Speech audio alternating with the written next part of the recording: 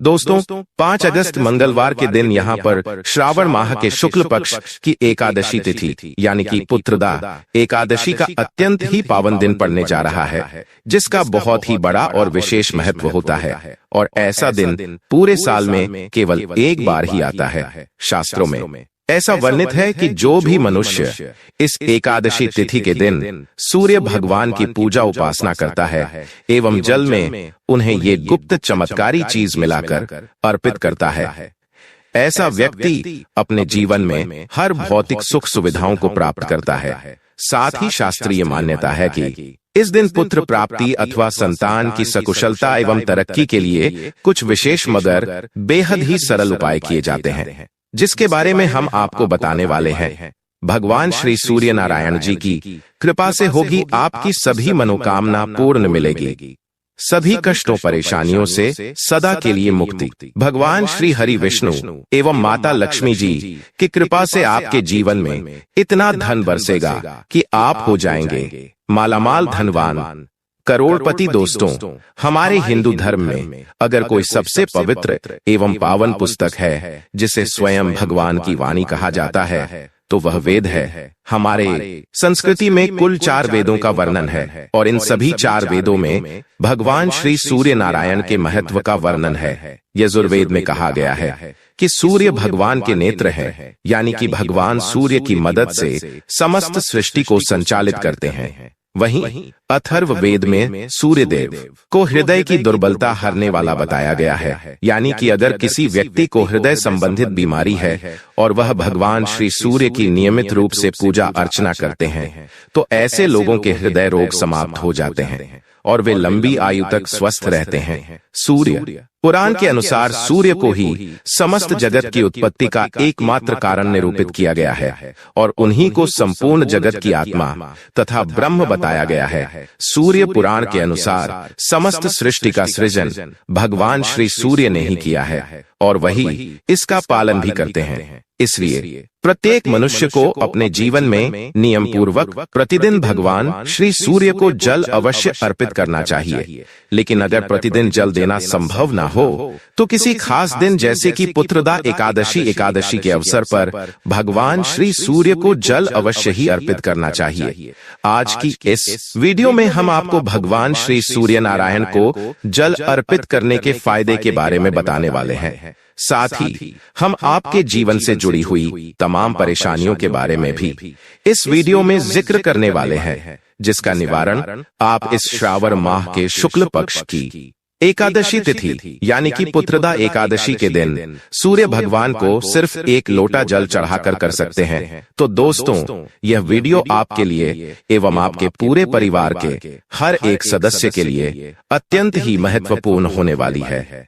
इसलिए इस वीडियो को अंत तक पूरा जरूर देखें एवं इसे अपने परिवार जनों के साथ भी अवश्य साझा करें, ताकि वह भी इस वीडियो में बताए गए उपायों को करके अपने जीवन में सकारात्मक बदलाव को आमंत्रित कर सके। लेकिन दोस्तों, वीडियो में आगे बढ़ने से पहले अगर आप भी अपने जीवन में भगवान श्री सूर्य नारायण की विशेष कृपा प्राप्त करना चाहते हैं तो कमेंट सेक्शन में जय श्री सूर्य देव लिखकर हमारे इस चैनल एस्ट्रो केपी को सब्सक्राइब जरूर कर लें। दोस्तों, परम तेजस्वी सूर्य देव के गुणों का वर्णन कोई भी एक मुख से नहीं कर सकता। शास्त्रों के अनुसार किसी भी व्यक्ति के जीवन में सकारात्मक एवं नकारात्मक दोनों ही बदलावों के कारक अगर कोई हैं तो वह सूर्य देव ही है, क्योंकि सूर्य देव प्रत्येक मनुष्य को उसके कर्मों के अनुसार फल प्रदान करते हैं। अगर कोई व्यक्ति अपने जीवन में नियम बनाकर प्रतिदिन भगवान श्री सूर्य नारायण की पूजा अर्चना करता है, उन्हें जल अर्पित करता है, तो उसके जीवन के तमाम दुख दूर हो जाते हैं। वहीं शास्त्रों में ऐसा भी कहा गया है कि जो भी मनुष्य भगवान श्री सूर्य नारायण का अपमान करता है एवं उन्हें गलत विधि से जल चढ़ाता है, ऐसा व्यक्ति घोर पाप का अधिकारी है एवं ऐसे लोगों पर भगवान श्री सूर्य अत्यंत क्रोधित हो जाते हैं, जिस वजह से उसे अपने जीवन काल में तमाम मुश्किलों एवं तकलीफों का सामना करना पड़ सकता है। इसलिए दोस्तों, आपको भगवान श्री सूर्य को जल चढ़ाने के नियमों के बारे में ज्ञात होना ही चाहिए, दोस्तों, शास्त्रों में भगवान श्री सूर्य देव को स्वयं नारायण का अंश कहा गया है और यह जो पावन महीना चल रहा है श्रावण का, यह भगवान सूर्य नारायण का ही महीना है। इसलिए इस महीने में आने वाली शुक्ल पक्ष की एकादशी तिथि यानी कि पुत्रदा एकादशी इसलिए भी खास है क्योंकि इस दिन मंगलवार पड़ने जा रहा है, जिस वजह से इस दिन का महत्व कई गुना बढ़ जाता है। दोस्तों, भगवान श्री सूर्य नारायण की पूजा एवं उनके महत्व के बारे में भगवान श्री कृष्ण ने भी कई बार जिक्र किया है। एक पौराणिक कथा के अनुसार भगवान श्री कृष्ण के बेटे सांब को उनकी गलतियों के वजह से भगवान श्री कृष्ण ने ही श्राप दे दिया था, जिसके कारण उनके पूरे बदन में कुष्ठ रोग हो गया था। बाद में सांब को अपनी गलतियों का एहसास हुआ और जब उन्होंने अपने पिता यानी कि श्री कृष्ण से इस रोग का निवारण पूछा तो उन्होंने सांब को भगवान श्री सूर्य के मंदिरों को बनाने के साथ उनकी नियमित पूजा करने का आदेश दिया, जिसके बाद से ही सांब को कुष्ठ रोग से मुक्ति मिली। यहाँ तक कि इस युग के विज्ञान ने भी इस बात को मान्यता दी है कि जब भी भगवान श्री सूर्य नारायण की किरण हमारे शरीर को छूकर उसे अवशोषित करती है तो सूर्य के प्रकाश की वजह से हमारे त्वचा पर जो भी सूक्ष्म जीवाणु होते हैं उनका नाश पल भर में हो जाता है। साथ ही त्वचा रोग से संबंधित लोगों के लिए भी भगवान सूर्य की सुबह की किरणें बेहद लाभप्रद होती हैं। अगर किसी व्यक्ति की हड्डियां कमजोर है तो उन्हें भी भगवान श्री सूर्य को नियमित रूप से जल अर्पण करना चाहिए, क्योंकि आपकी जानकारी के लिए आपको बता दें कि इस पूरे संसार में सूर्य ही एकमात्र विटामिन डी को उत्सर्जित करने वाले प्राकृतिक जरिया है और प्रतिदिन जिस भी व्यक्ति पर सूर्य भगवान जी की किरणें पड़ती हैं उसके शरीर में ऊर्जा का अद्भुत संचार होने लगता है और ऐसे व्यक्ति जीवन में सदा ही सभी रोगों से मुक्त रहते हैं। भगवान श्री सूर्य के उपासक की हमेशा हड्डियां मजबूत, भुजाओं में बल, शरीर तंदुरुस्त एवं चेहरा आकर्षक होता है। ऐसे लोग कभी भी अपने जीवन में पराजय का मुंह नहीं देखते एवं अपने जीवन में तमाम ऊंचाई हासिल करते हैं। वहीं जो लोग श्री सूर्य नारायण का अपमान करते हैं, उनका मजाक उड़ाते हैं, तो ऐसा शास्त्रों में लिखा गया है कि ऐसे लोग जीते जी घोर नरक भोगते हैं। तो चलिए दोस्तों, हम एक एक कर जानते हैं कि हमें भगवान श्री सूर्य नारायण की किस विधि से पूजा करनी चाहिए और किन गलतियों को करने से हमें सदा बचना चाहिए। अथर्व वेद के अनुसार जो भी व्यक्ति भगवान श्री सूर्य नारायण की तरफ मुंह करके शौच करता है, ऐसे व्यक्ति की परछाई भी माफी के लायक नहीं है। इसलिए ऐसी गलती करने से आपको सदा ही बचना चाहिए। वही दोस्तों, सौर धर्म के सदाचरण भाग में हमें भगवान श्री सूर्य नारायण को जल चढ़ाने के कुछ नियमों के बारे में पता चलता है, जिसके अनुसार सूर्य देव को जल अर्पित करने वाले व्यक्ति को सुबह ब्रह्म मुहूर्त में उठकर स्नान आदि शुद्ध के बाद पीले अथवा हल्के लाल रंग के वस्त्र पहनकर हाथों में तांबे का लोटा लेकर या अदर लोटा ना हो तो हाथों की अंजूरी बनाकर भगवान श्री सूर्य नारायण के मंत्रों के जप के साथ या उनके नामों के साथ उन्हें जल अर्पित करना चाहिए।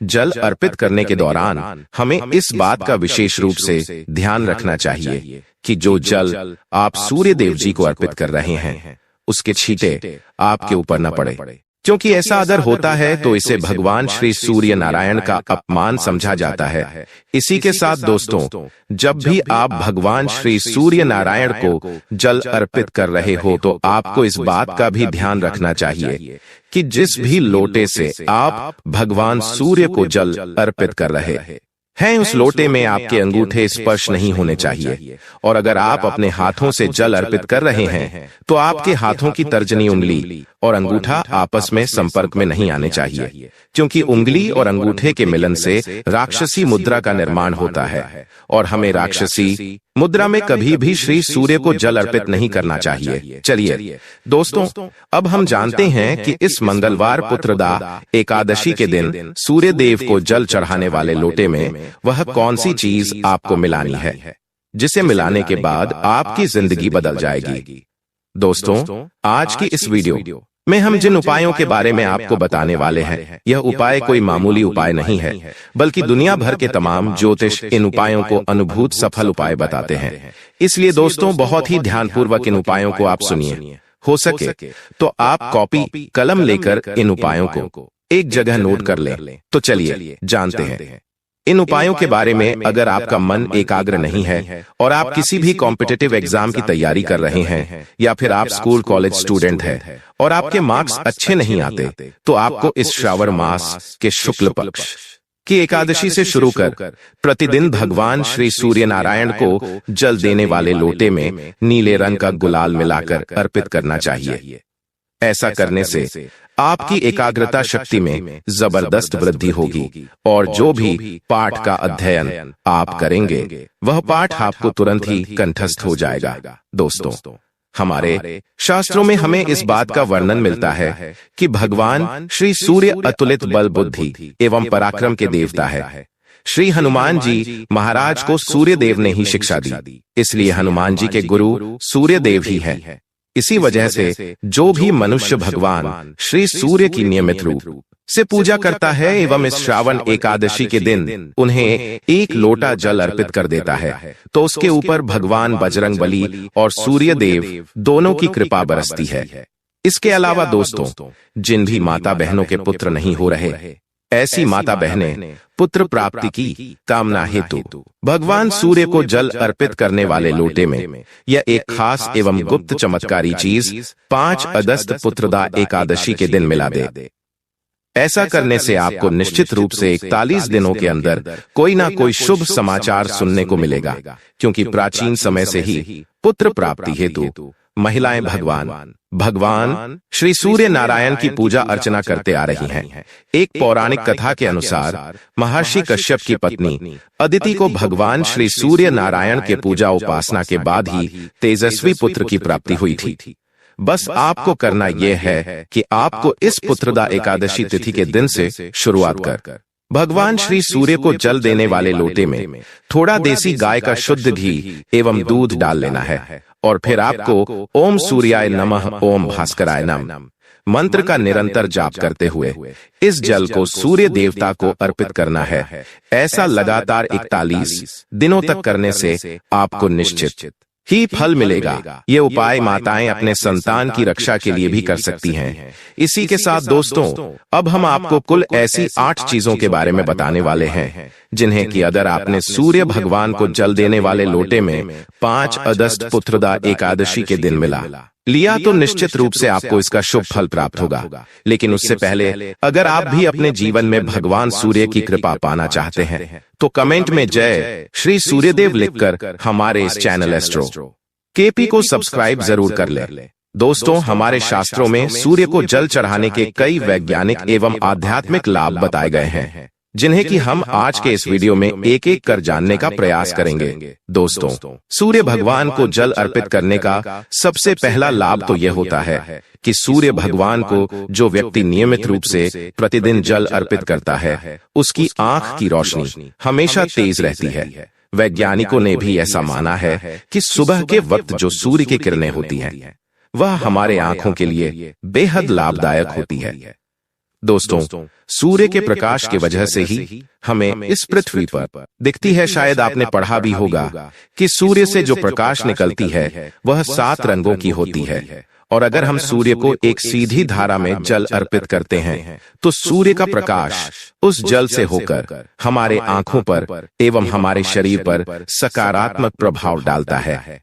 जब सूर्य का प्रकाश जल से होता हुआ आपके शरीर को स्पर्श करता है तो आपके अंदर की सारी नकारात्मक ऊर्जा नष्ट हो जाती है। इसी के साथ ही दोस्तों, जो भी व्यक्ति प्रतिदिन खास करके पुत्रदा एकादशी के दिन भगवान श्री सूर्य नारायण को जल अर्पित करता है, उसे बल बुद्धि का अद्भुत आशीर्वाद प्राप्त होता है। क्योंकि दोस्तों, जैसा कि हम सभी जानते हैं कि इस धरती पर अगर कोई प्राकृतिक चीज मौजूद है जिससे विटामिन डी का उत्सर्जन होता है तो वह केवल सूर्यदेव ही हैं। वैज्ञानिकों के अनुसार सुबह का जो वक्त होता है, जिस वक्त भगवान श्री सूर्य अपने लाल और पीले रंग में आकाश में विद्यमान होते हैं, उस वक्त सूर्य भगवान से ज्यादा अच्छा विटामिन डी का स्रोत और कुछ भी नहीं हो सकता। इसके साथ ही दोस्तों, हम आपको यह भी बता दें कि भगवान श्री सूर्य नारायण जी को जो व्यक्ति प्रतिदिन जल देता है उसके शरीर में रोग प्रतिरोधक क्षमता का विकास होता है, जिस वजह से सूर्य को प्रतिदिन जल देने वाले व्यक्ति को कभी भी सर्दी, नज़ला, जुकाम जैसी बीमारियां परेशान नहीं करती। जैसे ही सूर्य की पहली किरण आपके शरीर को स्पर्श करती है, वैसे ही सभी प्रकार के जीवाणु, विषाणु सूर्य की असीम ऊर्जा की वजह से अपने प्राण त्याग देते हैं और आप रोग मुक्त हो जाते हैं। चलिए अब हम जानते हैं कि 5 अगस्त पुत्रदा एकादशी के दिन भगवान सूर्य देव को जल अर्पित करने वाले जल में हमें क्या डालना है। तो कल जब आप सुबह भगवान सूर्य देव को अर्घ्य देंगे तो उसमें थोड़े से चावल मिला लीजिए। इससे क्या होगा? इससे आपकी सभी मनोकामनाएं जो हैं वो पूरी होंगी। साथ ही भाग्य का साथ बहुत से लोगों को नहीं मिलता है। बहुत से लोग कमेंट करते हैं कि हमारा भाग्य साथ नहीं देता है। ऐसे में श्री सूर्य को भाग्य का कारक माना गया है, प्रबल कारक माना गया है। जब आप भगवान सूर्य देव को सुबह जल देते हैं तो जल देते समय आपको गायत्री मंत्र का जाप करना है। यदि आपके आत्मविश्वास में कमी आ गई है, पराक्रम में कमी आ गई है और आत्मविश्वास आपका कमजोर होता जा रहा है, तो ऐसे में आप इस पुत्रदा एकादशी के दिन अपने माथे पर केसर से लाल चंदन का तिलक लगाएं। साथ ही केसर मिश्रित लाल चंदन जल में डालकर भगवान सूर्य देव को अर्घ्य दे। सूर्य देव को जब आप जल में लाल चंदन और केसर डालकर अर्पित करेंगे, तब सूर्य देव को जल अर्पित करने से आपकी कुंडली में चल रहे सभी दोषों का निवारण तत्काल रूप से हो जाएगा। वहीं अगर आपकी कुंडली में किसी प्रकार के कोई दोष चल रहे हैं तो मात्र इस उपाय से आपके जन्म कुंडली के ग्रह दोष दूर होते हैं और साथ ही साथ आपके पितृ भी आपसे बहुत प्रसन्न हो जाते हैं। वहीं यदि आप किसी बीमारी से परेशान हैं तो ऐसे में सूर्य देव को जल में पीला कनेर का पुष्प मिलाकर चढ़ाना बहुत ही शुभ होता है। ऐसा करने से बीमारियों से राहत मिलती है। वहीं अगर किसी व्यक्ति को नींद आने में परेशानी या ब्लड प्रेशर की समस्या है तो उस जल में कच्चा दूध मिलाकर सूर्य देव को चढ़ाना चाहिए। इससे लाभ मिलता है। शत्रुओं से मुक्ति के लिए करें यह उपाय। अगर कोई व्यक्ति शत्रुओं से परेशान है तो उसे जल में साबुत लाल मिर्च मिलाकर सूर्य देव को अर्पित करनी चाहिए। इससे शत्रुओं से छुटकारा मिलता है। जीवन में ऊर्जा की कमी है तो इसके लिए जल में लाल गुलाल मिलाकर इस एकादशी तिथि के दिन सूर्य देव को अर्पित करना चाहिए। अगर लाल गुलाब मौजूद नहीं है तो आप लाल गुड़हल का फूल भी डालकर सूर्य देव जी को अर्पित कर सकते हैं। इससे लाभ मिलता है। अगर आप धन की कमी से परेशान हैं तो इससे छुटकारा पाने के लिए जल में शक्कर मिलाकर सूर्य देव को इस पुत्रदा एकादशी के दिन अर्घ्य देना अत्यंत लाभकारी होता है। इससे व्यक्ति की आर्थिक समस्याएं दूर होती है। सूर्य को अर्घ्य देते समय जल में कुछ चीजें जैसे हल्दी, कुमकुम, अक्षत आदि चीजें मिला दिए जाते हैं तो विवाह में आने वाली अड़चनों से लेकर नौकरी में आ रही समस्याओं तक से मुक्ति मिलती है। इसी के साथ दोस्तों, इस पुत्रदा एकादशी के दिन आपको अपने घर से चीनी या गुड़ खाकर निकलना चाहिए। जैसे प्रातः काल आप थोड़ा सा गुड़ या चीनी या फिर कोई भी मीठी वस्तु जैसे कि कोई मिठाई खा लेते हैं तो इससे आपकी कुंडली में भगवान सूर्य देव का स्थान मजबूत हो जाता है। सूर्य देव का भाव बली हो जाता है। वहीं गुड़ और चावल से बनी हुई खीर यदि आप भगवान श्री सूर्य नारायण को चढ़ाते हैं तो इससे आपका पूरा दिन बहुत अच्छा गुजरता है। वहीं एकादशी के दिन आप भगवान सूर्य देव को तांबे के पात्र में थोड़ी सी हल्दी और लाल फूल डालकर अर्पित करें। लाल फूल आप कोई सा भी ले सकते हैं, गुलाब का हो, गुड़हल का हो, जो भी लाल पुष्प आपके पास उपलब्ध हो, उसको तांबे के पात्र में डालकर थोड़ी सी हल्दी और अरवा चावल जिसे कि हम अक्षत भी कहते हैं उसे डाल सकते हैं। ऐसा करने से सूर्य ग्रह बली हो जाते हैं, जिससे आपका विश्वास बढ़ता है। जब हमारा आत्मविश्वास बढ़ता है तो हमें रोगों से मुक्ति मिलती है, शत्रुओं से छुटकारा मिल जाता है, दवाइयां शीघ्र ही काम करने लग जाती हैं। साथ ही पुत्रदा एकादशी के दिन आपको आदित्य हृदय स्तोत्र का पाठ जरूर करना चाहिए। यदि आप चाहते हैं आपको सूर्य ग्रह का पूर्ण लाभ प्राप्त हो, चाहे आपकी जन्म कुंडली में सूर्य मजबूत स्थिति में हो, फिर भी इस पुत्रदा एकादशी तिथि के दिन से शुरू कर आपको आदित्य हृदय स्तोत्र का नियमित पाठ जरूर करना चाहिए। आदित्य हृदय स्तोत्र का पाठ यदि आप एक बार भी करते हैं प्रतिदिन, तो इससे आपके जीवन की परेशानियां दूर होती हैं, क्योंकि आदित्य हृदय स्तोत्र ही अगस्त मुनि द्वारा रचित वह स्तोत्र है जिसे भगवान श्री राम ने रावण पर विजय प्राप्त करने से पूर्व जिसका पाठ किया था। इसके बाद ना ही भगवान श्री राम ने रावण का वध किया, बल्कि भगवान श्री सूर्य के प्रताप से रावण उनका बाल तक बांका नहीं कर पाया।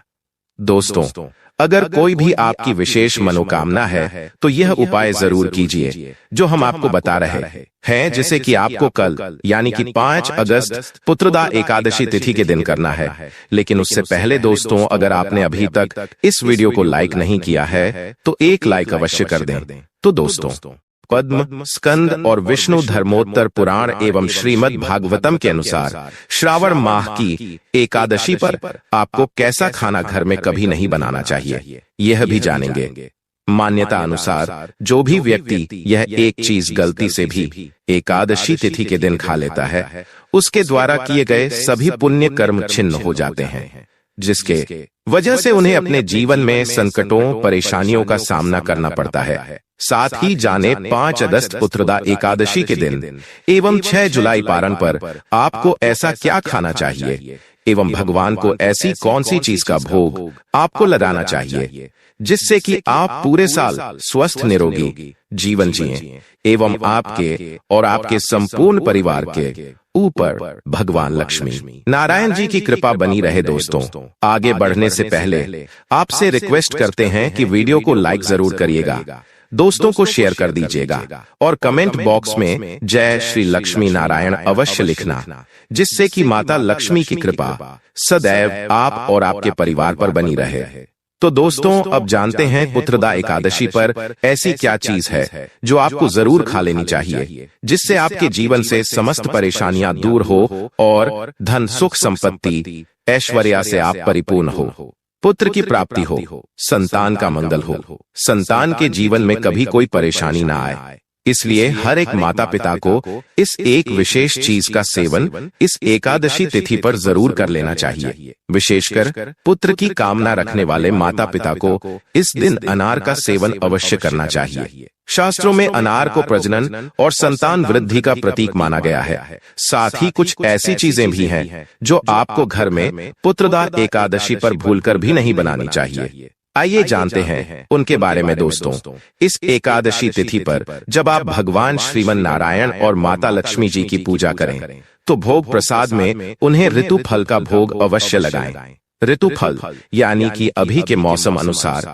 जो फल बाजार में उपलब्ध हो, उनका आप भोग भगवान को जरूर लगाएं, क्योंकि स्कंद पुराण, नारद पुराण जैसे विभिन्न शास्त्रों में वर्णित है कि रथ फलोपहारण प्रियंते हरिकेशवो, मतलब भगवान हरिकेशव को ऋतु फल अर्पण करने से विशेष प्रसन्नता होती है। तो आप विशेष रूप से केला और दूध से बनी मिठाई जैसे कि खीर का भोग भगवान श्रीमन नारायण को लगा सकते हैं, और आम या खरबूजा में से कोई फल यदि उपलब्ध हो तो आप उसका भी भोग भगवान श्री हरि विष्णु जी को जरूर लगाएं, पर किसी भी खट्टी चीज या खट्टे फल का भोग भगवान को लगाने से बचना चाहिए। इसके अलावा सावन का महीना होने के कारण इस दिन भगवान शिव की भी पूजा का विधान है। तो आप भगवान शिव को उनकी प्रिय चीजें जैसे भांग और आंकड़े के फूल भी चढ़ाए जा सकते हैं, पर ध्यान रहे भक्तों, भगवान शिव के शिवलिंग पर चढ़ाई गई चीजें आपको ग्रहण नहीं करनी चाहिए, क्योंकि शिवलिंग वैराग्य रूप के प्रतीक होते हैं। इसलिए शास्त्रों में ऐसा बताया गया है कि शिवलिंग पर चढ़ाई गई वस्तुओं का सेवन कोई वैरागी सन्यासी या पुजारी ही ग्रहण कर सकते हैं, ठीक है ना? पर भक्तों, यदि किसी कारणवश आप ऋतु फलों में से कोई भी फल भगवान को अर्पित ना कर पाए तो चिंता की कोई बात नहीं है। आप प्रेम और श्रद्धा से मिश्री या किशमिश का भोग भी भगवान श्री हरि विष्णु को अर्पित कर सकते हैं, क्योंकि हमारे पालनकर्ता जगत के नाथ भगवान श्री लक्ष्मी नारायण केवल आपके सच्चे भाव, भक्ति और प्रेम को ही स्वीकार करते हैं। भोग में सामर्थ्य से अधिक श्रद्धा का मूल्य होता है। यदि आप पंचरंगी फल अर्पित करना चाहें तो यह भी अत्यंत पुण्यकारी होता है। जैसे कि पीला केला, हरा अमरूद, लाल सेब, संतरा और नारियल। परंतु एक बात का सदा ध्यान रखें कि नाशपाती का फल ना तो भगवान श्री लक्ष्मी नारायण जी को चढ़ाना चाहिए, ना ही भगवान भोलेनाथ जी को। शास्त्रों के अनुसार नाशपाती का फल देवताओं के पूजन में वर्जित माना गया है। इसके नाम में ही नाश शब्द है, इसलिए इसे चढ़ाने से आपका जीवन भी नाश हो सकता है। अतः इसे ना तो भोग में ना रखें, ना ही व्रत में आप इसको खाएं। आपका प्रेम, नियम और शुद्ध भावना यही है सच्चा नैवेद्य। इसी के साथ प्रिय भक्तों, कई लोग अक्सर हमसे यह प्रश्न करते हैं कि मैं तो सारी एकादशी करती हूँ, सभी व्रत त्योहार करती हूँ, फिर आखिर मेरे जीवन से दुख दर्द तकलीफें कम क्यों नहीं हो रही? आखिर मुझसे ऐसी कौन सी गलती हो गई या कौन सा अपराध मुझसे बन गया जिससे मेरे तक भगवान का आशीर्वाद नहीं पहुंच पा रहा? तो देखिए दोस्तों, सबसे पहले तो आप यह जान लें कि हम सभी भगवान के ही बच्चे हैं। शास्त्रों में भी समस्त मनुष्य जाति के पिता भगवान श्रीमन नारायण जी को ही कहा गया है, और पिता कभी भी अपने बच्चों का अहित अमंगल नहीं कर सकते। असल में जो हमारे जीवन में दुख आते हैं, जो परेशानियां आती हैं, यह कहीं ना तो कहीं हमारे ही इस जन्म अथवा पिछले जन्मों के पाप कर्म होते हैं। अब यह पाप कर्म भगवान की पूजा आराधना करने से, व्रत उपवास रखने से खत्म हो जाते हैं। पर भक्तों, यदि आपसे व्रत के दौरान कुछ गलती हो जाए, विशेषकर किसी शुभ तिथि जैसे कि एकादशी के दिन आप जाने अनजाने में कुछ ऐसी चीजों का सेवन कर लें जिसका सेवन करना शास्त्रों में वर्जित बताया गया है, तो आपको व्रत को करने का कोई भी फल प्राप्त नहीं होगा और उल्टा आप पाप के भागी बनेंगे और फिर हमारे जीवन में दुख दर्द परेशानियां लगी रहेंगी। मतलब गलती हमारी और हम दोष भगवान को देते हैं। इसीलिए प्रिय भक्तों, आपको शस्त्र संबंध चीजों की जानकारी होनी ही चाहिए। जैसे भक्तों, यदि आपके घर में लड्डू गोपाल जी हैं और आप रोज अपने घर में बना भोजन का उन्हें भोग लगाते हैं, तो इस बात का विशेष रूप से ध्यान रखें कि ना ही सिर्फ एकादशी तिथि पर बल्कि किसी भी दिन लड्डू गोपाल को गाजर, लाल मसूर की दाल और प्याज, लहसुन से बनी सब्जियों का भोग नहीं। इन सब्जियों को तामसिक भोजन में गिना जाता है, इसलिए इन्हें भोग में शामिल नहीं किया जाता है। इसके अतिरिक्त मूली और जामुन को भी कुछ जगहों पर लड्डू गोपाल को भोग में नहीं चढ़ाया जाता है। इससे धन का नाश होने की संभावना होती है। लेकिन दोस्तों, जामुन का भोग आप भगवान श्री गणेश जी को जरूर लगाएं, क्योंकि जामुन, जिसे कि शास्त्रों में जम्बू फल कहा गया है, यह भगवान श्री गणेश जी की अत्यंत ही प्रिय वस्तु है। गणेश पुराण में स्पष्ट लिखा हुआ है, जम्बू फल चारु भक्षणम कपर्दिनम लंबोदरम चारुहासनम विघ्नेश्वरम सर्व गणाधिपम भजे सुरा सुरह सेवित पाद पंकजम बंद। जो जम्बू फल यानी कि जैसे मधुर फलों का भक्षण करते हैं, जिनके जटा झूठ है, जिनका पेट विशाल है, जो सुंदर आसन पर विराजमान है, ऐसे विघ्नेश्वर समस्त गणों के अधिपति और देवों तथा असुरों द्वारा पूजित चरणों वाले गणपति। इसलिए दोस्तों, आप इस एकादशी तिथि पर भगवान गणेश जी को निश्चित रूप से जामुन का भोग लगाएं। लेकिन दोस्तों, इसी ऋतु में मिलने वाला फल सीताफल, जिसे हम शरीफा भी कहते हैं, इसका भोग आपको गलती से भी भगवान श्री हरि, विष्णु और माता लक्ष्मी जी की पूजा में नहीं लगाना चाहिए, क्योंकि यह फल तमोगुणी माना गया है। इसीलिए इसका भोग आप ना लगाएं, लेकिन आप इसका व्रत के दौरान सेवन जरूर कर सकते हैं। इसी के साथ दोस्तों, जो भी व्यक्ति किसी भी शुभ दिन, खास करके पुत्रदा एकादशी पर भगवान को अर्पित किया गया पंचामृत का सेवन करता है, उसके जीवन में कभी धन की कमी नहीं होती। पंचामृत को बनाने के लिए गाय का शुद्ध दूध, दही, शहद, गुड़ और घी का उपयोग करें और भगवान के श्री विग्रह को इस नवनिर्मित द्रव्य से स्नान कराएं।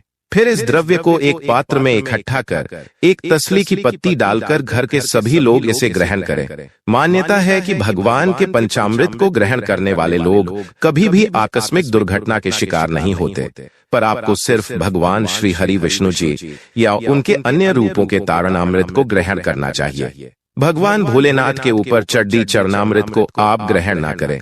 यह संतों, सन्यासियों या पुजारियों के लिए ही होता है। दोस्तों, भगवान के पंचामृत में अत्यंत शक्ति विद्यमान होती है, जिसके सेवन मात्र से ही व्यक्ति के कोटि जन्मों के पाप कर्म तत्काल समाप्त हो जाते हैं। इसलिए दोस्तों, इस एकादशी पर श्री हरि विष्णु जी को गन्ना अवश्य अर्पित करें। बहुत ही शुभ और मंगलकारी माना जाता है। पर यदि आपको इस समय गन्ना ना मिले तो आप गुड़ और चने की दाल का भोग भी भगवान श्री हरि विष्णु को अर्पित कर सकते हैं। वहीं यदि आपकी कोई विशेष मनोकामना है, कोई खास इच्छा आपके मन में है, जिसकी पूर्ति के लिए आप दिन रात प्रयासरत हैं, तो आप इस श्रावण मास में आने वाली पुत्रदा एकादशी की सुबह स्नान आदि शुद्ध कर्मों से निवृत्त होने के बाद भगवान भोलेनाथ के शिवलिंग पर गन्ने के रस से भगवान शिव का अभिषेक जरूर करें और अभिषेक करते वक्त मन ही मन श्री राम जय राम इस महामंत्र का जाप करते रहें। फिर देखिएगा दोस्तों, कैसे और कितनी चमत्कारी ढंग से कैसे आपकी इच्छा, आपकी मनोकामना पूर्ण होती है। इसके अलावा इस श्रावण माह की एकादशी के दिन पर माता लक्ष्मी को 5 रंग की मिठाइयां अवश्य अर्पित करें। साथ ही इस दिन माता लक्ष्मी को मखाने जरूर चढ़ाने चाहिए। जिस तरह मां लक्ष्मी की उत्पत्ति समुद्र से हुई थी, उसी तरह मखाने की उत्पत्ति भी जल से हुई थी। मखाने भी कमल के पौधे से मिलते हैं। धर्म शास्त्रों के अनुसार कमल के फूल और मखाने को बहुत ही शुभ माना जाता है। इसके अलावा दोस्तों, विशेष रूप से इस दिन मखाने की खीर बनाकर श्री लक्ष्मी नारायण को अर्पित करना अत्यंत फलदायी माना गया है। धर्म शास्त्रों के अनुसार मखाना स्वयं जल तत्व से उत्पन्न होता है, ठीक उसी प्रकार जैसे माता लक्ष्मी समुद्र मंथन के दौरान समुद्र से प्रकट हुई थी। अतः जब मखाने से बनी खीर माता को समर्पित की जाती है तो वह अत्यंत प्रसन्न होती है और उस घर में धन धान्य, सुख, समृद्धि और ऐश्वर्य के भंडार भर देती है। इसी तरह पुत्रदा एकादशी की इस एकादशी पर भगवान गणेश को दूर्वा घास अर्पित करना भी बहुत ही शुभ माना गया है। एकादशी के दिन प्रातः काल स्नान करके विधि पूर्वक भगवान गणेश को हरी दूर्वा चढ़ाता है। उसके जीवन से दरिद्रता सदा के लिए समाप्त हो जाती है। भगवान गणपति की कृपा से ऐसा व्यक्ति जीवन में कभी निर्धन नहीं रहता। इसलिए हो सके तो इस दिन भगवान गणेश जी को दूर्वा अर्पित करने के बाद आप इसे अपने परिवार में प्रसाद स्वरूप बांटें। ऐसा करने से भगवान गणेश की कृपा उस घर के हर सदस्य पर बनी रहती है। जिन भक्तों की कुंडली में ग्रह नक्षत्र प्रतिकूल चल रहे होते हैं, उनके लिए यह दिन विशेष अवसर प्रदान करता है। अगर इस दिन सच्चे मन से माता लक्ष्मी को केसर युक्त साबूदाने की खीर अर्पित की जाए तो कुंडली के सभी दोष शांत हो जाते हैं। यह उपाय इतना चमत्कारी है कि कई बार व्यक्ति के भाग्य का बंद दरवाजा खुल जाता है। परंतु इस दिन की पूजा जितनी फलदायक होती है, उतनी ही कठोर मर्यादाओं से भी बंधी होती है। श्रावण मास की इस एकादशी के दिन कुछ विशेष वस्तुएं घर में बनाना और खाना पूरी तरह वर्जित माना गया है। धर्म शास्त्रों में स्पष्ट कहा गया है कि इस दिन घर में लहसुन और प्याज से बना हुआ कोई भी तामसिक भोजन नहीं बनाना चाहिए। ये खाद्य पदार्थ भगवान श्री हरि विष्णु और माता लक्ष्मी की पूजा के पूर्ण विरुद्ध माने गए हैं। तामसिक भोजन हमारे मन, वचन और कर्म को प्रभावित करता है, जिससे ईश्वर की कृपा का मार्ग अवरुद्ध हो जाता है। इस बार की एकादशी पर कुल 72 प्रकार के शुभ योग बन रहे हैं, जो इसे और अधिक प्रभावशाली बनाते हैं। इसलिए इस दिन किसी भी प्रकार की गलती, विशेषतः भोजन से संबंधित भूल नहीं होनी चाहिए। यदि कोई व्यक्ति इस शुभ अवसर पर लहसुन प्याज युक्त भोजन बनाता है या खाता है तो उसे श्री हरि विष्णु के कोप का सामना करना पड़ सकता है।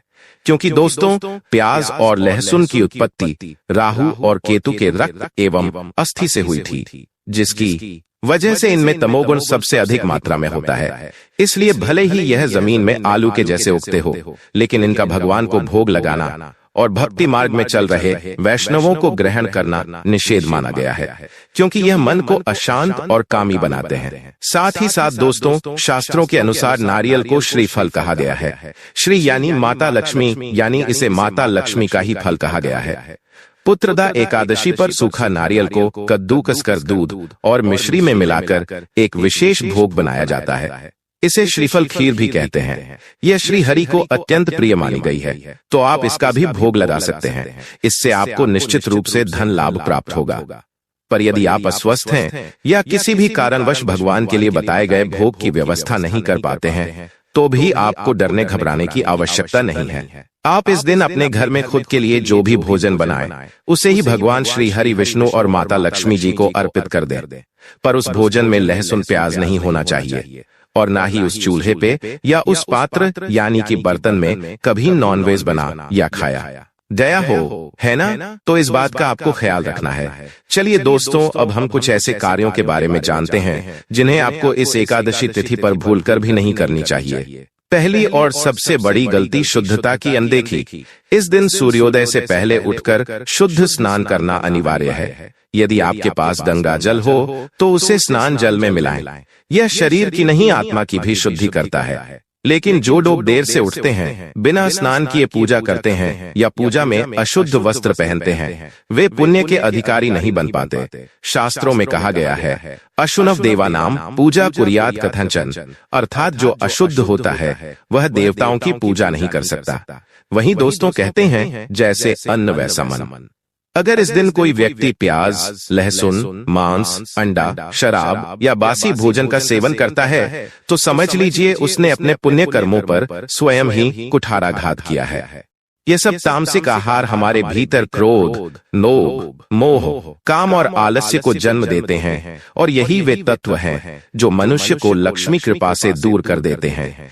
इस दिन केवल वही भोजन करना चाहिए जो ताजा बना हो, सात्विक हो और जिसे यज्ञ में अर्पण किया जा सके। ऐसा भोजन ही हमारे तन को शुद्ध करता है, मन को निर्मल बनाता है और आत्मा को परमात्मा से जोड़ता है। लेकिन केवल आहार ही नहीं, हमारे व्यवहार में भी सात्विकता अनिवार्य है। इस दिन यदि कोई क्रोध करता है, अपशब्द बोलता है, झगड़ा करता है या कटु वाणी का प्रयोग करता है, तो वह स्वयं ही अपने भाग्य के द्वार बंद कर देता है। याद रखें, पुत्रदा एकादशी केवल उपवास का दिन नहीं, यह आत्मनियंत्रण का पर्व है। कठिन परिस्थिति में भी यदि आप मौन रहकर क्षमा और शांति का व्रत रखते हैं, तो उसी मौन की गूंज ब्रह्मांड में जाकर आपके लिए सौभाग्य की राह बनाती है।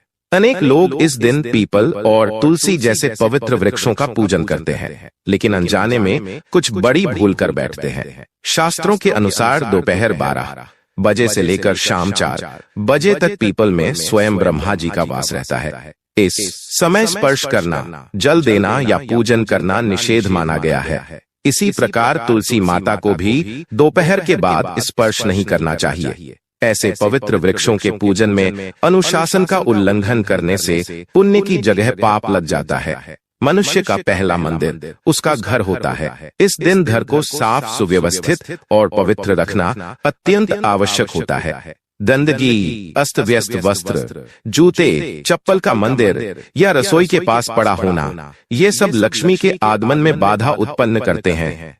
लक्ष्मी जी का वास वहीं होता है जहां वातावरण सात्विक, सुवासित और शुद्ध हो। इसलिए इस दिन सुबह उठते ही पूरे घर में झाड़ू पोछा करें, धूप बत्ती लगाएं और वातावरण को आध्यात्मिक बनाए रखें। पुत्रदा एकादशी पर यदि कोई व्यक्ति अपने घर के बुजुर्गों, माता पिता, संतों, गौ माता या बच्चों का अनादर करता है, तो वह समझ ले कि उसका व्रत तो अधूरा ही नहीं, निष्फल भी हो गया। शास्त्रों में स्पष्ट कहा गया है, यस प्रसादाद भगवत प्रसाद, यस अप्रसादान कुतोप लाभ, अर्थात गुरु, माता पिता और बड़ों की प्रसन्नता से ही भगवान की कृपा प्राप्त होती है। ये यदि आपने अपने व्यवहार से उन्हें रुष्ट कर दिया, तो फिर कोई भी पूजा आपको फल नहीं दे सकती। और सबसे बड़ी भूल झूठ बोलना, चुगली करना, छल करना। इस दिन मन, वचन और कर्म से पवित्र रहना आवश्यक होता है। यदि कोई व्यक्ति बाहर से तो पूजा कर रहा है, लेकिन भीतर से कपट, ईर्ष्या और अहंकार से भरा है, तो उसका यह व्रत महज एक अभिनय बन जाता है जिसे भगवान स्वीकार नहीं करते। सत्य, नम्रता, दया और विनम्रता, यही इस दिन की सच्ची पूजा है। सती हैं, इस दिन बुजुर्गों, ब्राह्मणों, संतों, गौ माता और बच्चों की सेवा विशेष रूप से करनी चाहिए। यदि किसी ने इस दिन माता पिता, गुरु अथवा वृद्ध जनों का अनादर किया, तो लाखों की पूजा भी उन्हें पुण्य नहीं दे सकती। शास्त्र कहते हैं, यस प्रसादा भगवत प्रसाद, यस प्रसादान कुतोप लाभ, अर्थात बड़ों की प्रसन्नता से ही भगवान प्रसन्न होते हैं। अगली बड़ी गलती झूठ बोलना, चुगली करना और छल करना। पुत्रदा एकादशी के दिन मन, वचन और कर्म से शुद्ध रहना अत्यावश्यक है। झूठ, धोखा, चुगली या किसी का अपमान, यह सभी पाप उसी दिन फलित होते हैं। यदि कोई भक्त केवल बाहरी पूजा कर रहा है लेकिन भीतर से छल और पाखंड से भरा हुआ है तो उसकी पूजा भगवान श्री हरि स्वीकार नहीं करते। इस दिन गरीबों को अन्न, वस्त्र, जल, छाता, चप्पल, फल और मिष्ठान का दान करना अत्यंत शुभ होता है। लेकिन जो लोग इस दिन दान नहीं करते उनके भाग्य में दरिद्र बना रहता है। वहीं भक्तों पुत्रदा एकादशी पर तुलसी माता की पूजा करने का विशेष महत्व है। इस दिन तुलसी माता के प्रति श्रद्धा और भक्ति बढ़ाने के लिए विशेष रूप से निम्नलिखित विधियों को अपनाना चाहिए। सबसे पहले सुबह जल्दी उठकर स्नान करें और स्वच्छ वृत्त वस्त्र पहने। फिर तुलसी के पौधे के पास जाकर विधि पूर्वक पूजा की शुरुआत करें। सबसे पहले तुलसी माता के चरणों में दीपक जलाएं और ताजे फूलों से उनका पूजन करें।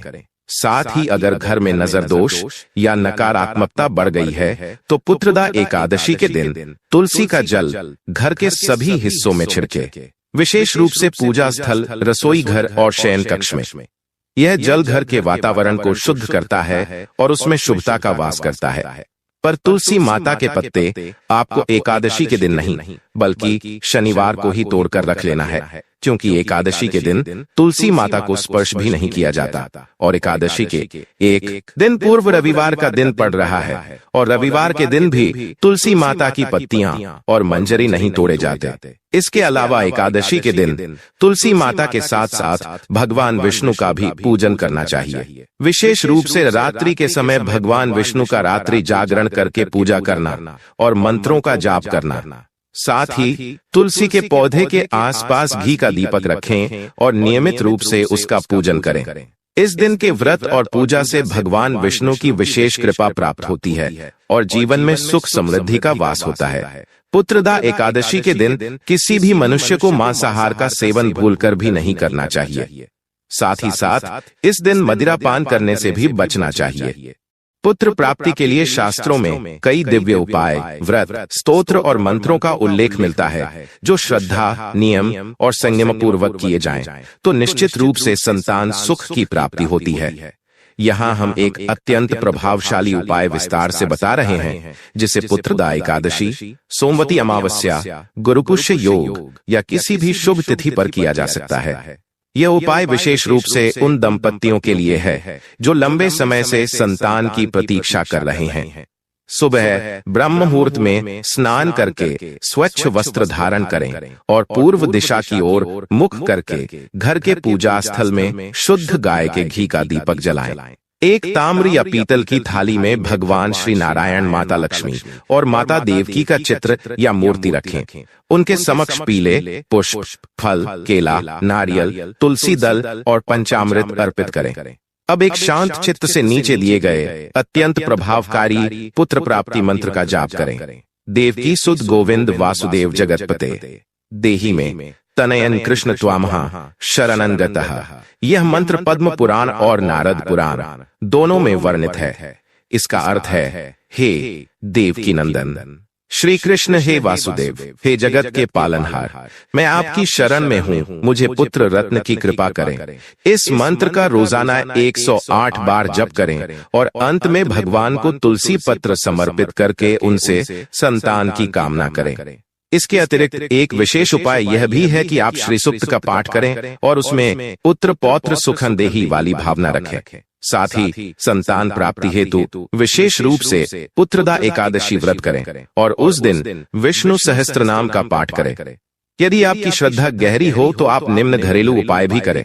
किसी गुरुवार को व्रत रखकर पीले वस्त्र पहने, केले के वृक्ष की पूजा करें और उसके पास बैठकर वोम नमो भगवते वासुदेवाय मंत्र का जाप 108 बार करें। उस दिन केले के पेड़ को जल अर्पित करें और मीठे चने या पीले लड्डू का भोग लगाएं।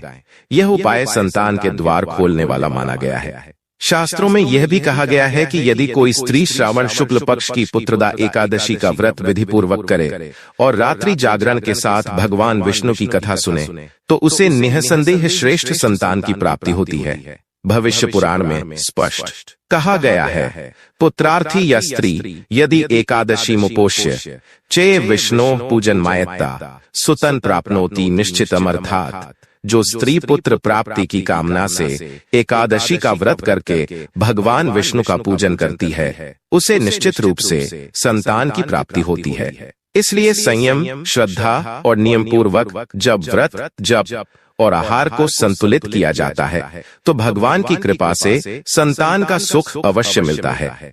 पुत्रदा एकादशी के दिन गाय को भोजन कराने का अत्यंत गुप्त और प्रभावशाली उपाय शास्त्रों और लोक परंपरा में बताया गया है। यह माना जाता है कि गाय में त्रिदेवों का वास होता है। गाय का मुख ब्रह्मा का, गला विष्णु का और पीछे शिव का निवास माना गया है। ऐसे में गाय को श्रद्धा और प्रेम से भोजन कराना स्वयं भगवान श्रीहरि को भोजन कराने के समान होता है। पुत्र प्राप्ति की कामना रखने वाले दंपतियों के लिए विशेष रूप से पुत्रदा एकादशी के दिन यह उपाय अत्यंत शुभ फल देने वाला माना गया है। इस दिन प्रातः स्नान करके शुद्ध वस्त्र धारण करें, घर के पूजा स्थल में भगवान श्रीहरि की पूजा करें, विष्णु सहस्त्र नाम का पाठ करें और फिर नित्य पूजन के बाद गाय को यह विशेष मिश्रण श्रद्धा से अर्पित करें। गाय को खिलाएं गेहूं का आटा, गुड़, थोड़ा सा घी, तुलसी दल मिलाकर लोई गोल गोले बनाएं और उसे गाय को अपने हाथ से प्रेम पूर्वक खिलाएं। जब आप गाय को यह लोई दें उस समय यह मंत्र जपें, सर्वदेवमयी गौ मातरन स्तौमि नित्यशः पुत्रान देहि धनन देहि यशश्च परम दहे। यह मंत्र शास्त्रीय स्तुति है जिसका अर्थ है, हे सर्वदेवमयी गौ माता, मैं आपको नित्य प्रणाम करता हूँ, कृपया मुझे पुत्र, धन और श्रेष्ठ कीर्ति प्रदान करें। यदि संभव हो तो इस कार्य को गर्भवती गाय या बछड़े के साथ वाली गाय को अर्पण करना और भी फलदायक माना गया है। गाय को भोजन कराते समय मन में एक विशेष भावना रखें कि जैसे गोमाता अपने बछड़े को स्नेह देती हैं, वैसे ही मेरी गोद में भी संतान का सुख आए और वह संतान मेरी गोद में स्वस्थ, संस्कारी और सफल बने। श्रद्धा, शुद्धता और संयम के साथ किया गया ये छोटा सा कार्य संतान सुख के दरवाजे खोल सकता है और जो संतान है उसकी रक्षा और समृद्धि में अत्यंत सहायक सिद्ध होता है। पुत्रदा एकादशी का यह गौसेवा उपाय व्रत के प्रभाव को कई गुना बढ़ा देता है। शास्त्रों में एक अत्यंत मार्मिक प्रसंग आता है जहां माता कुंती ने पुत्रदा एकादशी के दिन व्रत करके ब्राह्मणों को तिल और गुड़ का दान दिया था और इसके फलस्वरूप उन्हें कर्ण जैसे तेजस्वी पुत्र की प्राप्ति हुई। यह प्रसंग बताता है कि जब दान श्रद्धा और संकल्प के साथ किया जाए तो ईश्वर स्वयं उस यज्ञ में उपस्थित होते हैं। यदि कोई स्त्री संतान सुख के लिए तरस रही हो तो उसे इस दिन विशेष रूप से एक मुट्ठी तिल, एक मुट्ठी चने की दाल, एक पीला फल और थोड़ा सा शुद्ध घी लेकर किसी योग्य स्त्री को या ब्राह्मण दंपत्ति को अर्पित करना चाहिए।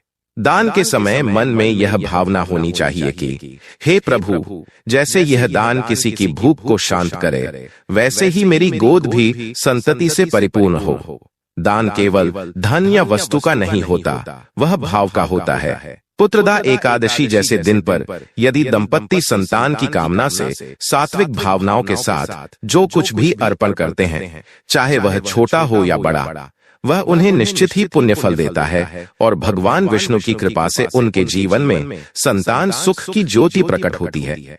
पुत्र प्राप्ति के लिए भगवान शिव का पूजन अत्यंत फलदायक माना गया है, क्योंकि वे अखिल ब्रह्मांड के पालन करता ही नहीं बल्कि संपूर्ण सृष्टि के जनक भी हैं। भगवान शिव को प्रसन्न कर लिया जाए तो वह संतान सुख सहित जीवन के सभी अभावों को समाप्त कर देते हैं। यही कारण है कि पुत्रदा एकादशी जैसे पुण्य अवसर पर शिवलिंग पर कुछ विशेष वस्तुएं अर्पित की जाती हैं, जिनसे संतान प्राप्ति की प्रबल संभावनाएं उत्पन्न होती हैं। इस दिन प्रातः काल स्नान कर शुद्ध वस्त्र धारण करें और पूर्व या उत्तर दिशा की ओर मुख करके शिवलिंग का पूजन आरंभ करें। सर्वप्रथम गंगा जल से अभिषेक करें, फिर कच्चे दूध में केसर मिलाकर शिवलिंग का स्नान कराएं। इसके बाद शहद, दही, शुद्ध घी और गन्ने के रस से अभिषेक करें, क्योंकि इन पंचामृतों का समर्पण संतान सुख देने वाला माना गया है। अब भगवान शिव को पुत्र प्राप्ति हेतु निम्न वस्तुएं चढ़ाएं। सबसे पहले बिल्व पत्र चढ़ाएं, क्योंकि यह भगवान शिव को अत्यंत प्रिय होता है। ध्यान रखें कि बिल्व पत्र ताजे, त्रिपर्णी, 3 पत्तों वाले और कटाव रहित हों। उसके बाद शिवलिंग पर धतूरा और भांग के पत्ते चढ़ाएं। ये दोनों संतान वृद्धि और वंश विस्तार का प्रतीक माने जाते हैं। इसके पश्चात केसर मिला हुआ जल, कुशा घास और अक्षत चावल बिना टूटे हुए शिवलिंग पर अर्पित करें। विशेष रूप से संतान प्राप्ति के लिए शिवलिंग पर लाल चंदन का लेप किया जाता है। यह एक गुप्त तांत्रिक उपाय भी माना गया है, जो संतान संबंधी बाधाओं को दूर करता है। शिवलिंग पर फलों में अनार, केले और नारियल अर्पित करें। ये सभी फल प्रजनन और संतति वृद्धि के प्रतीक हैं। एक विशेष रहस्य यह भी है कि शिवलिंग पर शतावरी मूल का जल या चूर्ण चढ़ाया जाए तो निसंतान दंपत्ति को शीघ्र पुत्र प्राप्ति होती है। यह उपाय आयुर्वेद और तंत्र शास्त्र दोनों में वर्णित है। पूजन के दौरान यह मंत्र अवश्य जपें। ओम नमः शिवाय शंकराय मृडाय नमः। पुत्रम में देहि महादेव त्रैलोक्यनाथ नमोस्तुते।